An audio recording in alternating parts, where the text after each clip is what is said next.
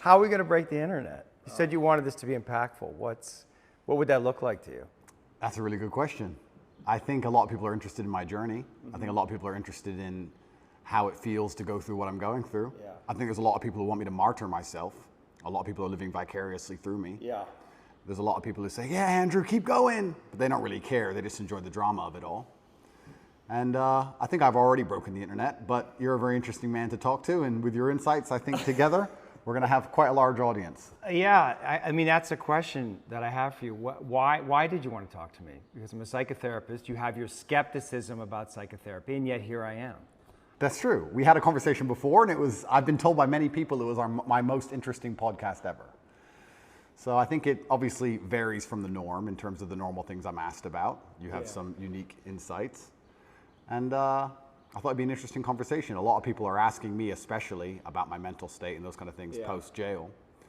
So I thought, well, my most interesting podcast ever. People seem to be very interested in that side of me. So perhaps it can be a good conversation. Does it make you nervous that there may be things that you don't know about yourself that I'm going to try to reveal to you? I know everything about myself, my friend. You know everything about yourself. I believe that I have an intimate grasp of all the things about myself which matter, which allow me to compete. Right. So there may be things I don't know, but I'm not sure if I particularly need them. So I'm not that interested. Right. What's useful is more important than what's true. Absolutely. Right, and you've developed a framework of thinking about yourself and thinking about reality that's been incredibly effective for you. Completely. Right. What's useful is more, you nailed it, what's useful is more important than what's true. This is an old argument of mine, but I think we discussed it in the last podcast, and I'll say it again. When I say I don't believe in depression, nobody can convince me to believe in depression. That's not a matter of discussing whether depression is real or not. That's a matter of me accepting that my mental model for going through life is more effective if I don't believe I can become a depressed person. Yeah. I don't believe in depression, so I can't be depressed, so that allows me to be more effective. It's not a matter of sitting there going, well, maybe it's true, maybe it isn't. I don't believe in it, so I can't catch it. You shape your own reality through the conviction of your thoughts, your beliefs, and the words that you use. Why else would you adopt any kind of mindset unless it's designed specifically to make you competitive and make you win? You install the software in your mind, right? So if I'm going to install software in my mind. Did you install it? Well, I've tried very hard to curate it. Right, because wasn't it installed by your upbringing? Wasn't it installed by your mother and your father in some way? Good question. Before you were conscious, while you were just a developing child, like something got programmed into your psyche that has to have an impact on you. And those things can't necessarily be known because you were at such a young age. Absolutely. We're all programmed to some degree. I agree with you on this so far. I don't think anybody can escape programming, whether it's society, whether it's a television show, whether it's the people around you, peer pressure, whether it's a religion. We're all programmed to some degree. That's absolutely not really true. What I have done, and what I think most people do not do, is heavily analyze why I hold the beliefs I hold, why they help me. If I don't hold the belief personally, or if I didn't learn it from personal experience, I know where it came from, who tried to teach me that, whether their intentions for me were good or bad. And I've tried very hard to have my mindset rigidly analyzed and make sure that it's put together in a way which benefits me completely and absolutely. And I do not believe in things that take away power from me. Right. I refuse to do that. I would rather say that they are not real. And people will sit here and argue to the end of time that they are real, but they're not real in my world. And I live inside of my mind. So even if you throw me in a Romanian dungeon, the idea that I become a depressed person is not a framework that my mind works within, so I can't become depressed. I can feel a little bit sad, sure, I can feel depressed, but I can't be depressed. They're very different things. So that's just a mindset I've installed, and it's allowed me to be competitive. And I believe, personally, my personal beliefs are that life as a man is hyper-competitive, and whatever software you have in your mind should be designed to make you as competitive as possible, and you shouldn't be believing in absolutely anything else. So I've tried very hard to make sure all of my worldviews and all of my experiences and everything is curated and aimed in a direction which is going to allow me to be a fearsome competitor in all realms of human endeavor. Have there been some of your beliefs or convictions that have been challenged? Through the experiences that you've had, particularly in the recently? Well, people challenge me often. And what a lot of people don't understand is that I will never adopt the thinking of somebody who is sad, and I will never adopt the thinking of somebody who is less competitive than I am, or less successful than I am. If someone comes along and goes, Andrew, you are wrong, the way you see the world is wrong, but they are suffering from an affliction, why would I adopt a single iota of what they say? So it's kind of funny when I talk about depression. the number of people who defend depression.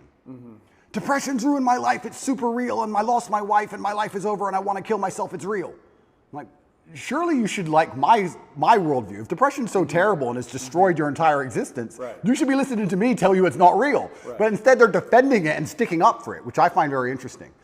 So that's the first thing. In regards to whether I have had any of my convictions challenged, it's kind of amazing. Maybe it's just a semantics trick, and maybe it's that simple. Maybe it's as simple as saying, I feel a little bit depressed today, but I am not a depressed person, and I cannot become depressive. I'm not going to have depression. Maybe it's just a semantics trick, and by saying that alone, I understand that it's a temporary state of mind, which I can alter and I can affect. And I've never struggled with long-term depression or long-term negative thoughts because I don't believe in that mental model. I think that your mind, like I said, it's software, it's programmed in, and they say inside the Matrix or in every single video game, there are boundaries and there are limits. There are certain things you can and can't do. And I don't believe my mind can be put in a state of permanent negativity. I don't believe in that. I don't think it's possible, so it just doesn't happen. You said you experienced depression, some form of depression or depressive feelings and sadness in prison. What were the thoughts that were coming up? What was happening? Well, there's a lot of uncertainty, which is the first thing That has to be scary. It is scary. It's scary. And also because you're a man who's totally in control of your world, of your life, and that's almost like an imperative for you, and that gives you power. And all of a sudden you're thrust into a situation where you're essentially helpless. Well, you just nailed it. You completely nailed it, because I was exactly about to say it's the uncertainty that I struggle with the most, because in my life I'm in charge of everything. I know exactly how everything works, and I'm the boss, and I get to control absolutely everything. And this is the first time in a long time I'm in a scenario where I have no power whatsoever, no influence, basically. I don't know what's going to happen. Nobody else knows what's going to happen. And also in my worldview, in my world, I'm the hero, right? I'm the head of the clan. Not just my family, but of a lot of people. A lot of people rely on me. Lots of women rely on me. Children rely on me, etc. So everyone comes to me every time there's a problem. So they continued to do that while I'm in a jail cell, expecting me to have some kind of answer. And I'm like, well, I don't have an answer this time. Every other time I had an answer, but this time is a bit unique. How did that feel? You don't have the answers. You can't help. Yeah, I mean, it was frustrating. It's very frustrating, and it's the uncertainty that would bother me. I don't think I felt sad very often, but I certainly felt extremely frustrated. I would sit there and think, there has to be a way out of this room. Not breakout, but like there must just be some words I can say, someone I can talk to. There must be a way. It's only a door. Like I can't just be stuck in this room. And it was hyper frustrating. Yeah, and the uncertainty of it is also scary, because in my situation, every 30 days they decide if they hold you longer or not. And I was encountering people who had been in there for years in my scenario. So. Well, the uncertainty is a form of torture, really. Oh, absolutely. Yeah, it's torture. It is torture. And it's designed to make you break. You don't know how long you're going to be there for. Nobody knows. You hear horror stories. You see other people getting out who've done worse things than you after a week because they've signed a piece of paper or admitted to something or whatever they've done a deal. And you're sitting there, and yeah, it's hyper frustrating. And I think you have two choices as a man. Often when bad things happen, I feel like you can maybe get depressed and sad about it, but the other outlet's usually anger or a form of anger. I felt like anger was more, in many cases, anger is more effective, I guess. It's more useful. You were angry in there? I wouldn't say I was angry, but if I started to feel negative, I could turn it into frustration or anger, which I could at least alleviate with 2,000 push-ups.